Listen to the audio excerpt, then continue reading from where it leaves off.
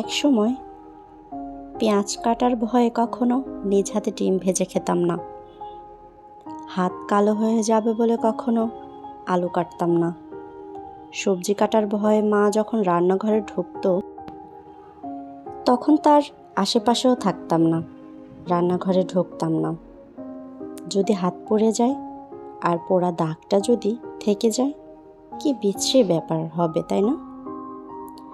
খাবার শেষে প্লেটটা টেবিলে রেখে উঠে যেতাম, তবুও মায়ের কোনো অভিযোগ থাকতো না। আমার মাটা খুব দুঃখী, সারা জীবন কষ্ট করেই গেছে, একা একা সব কাজ করে।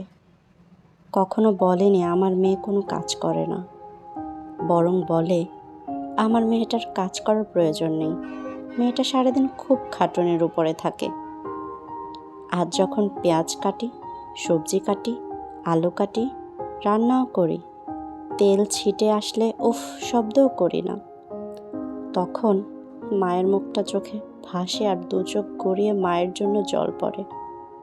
তখন খুব ইচ্ছে হয় আবার যদি মায়ের কাছে চলে যেতে পারতাম, তাকে কোনো কাজ করতেই দিতাম না।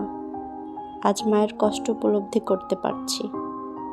সেও হয়তো তার মায়ের ঘরে আমার মতো আদরের মেয়ে ছিল।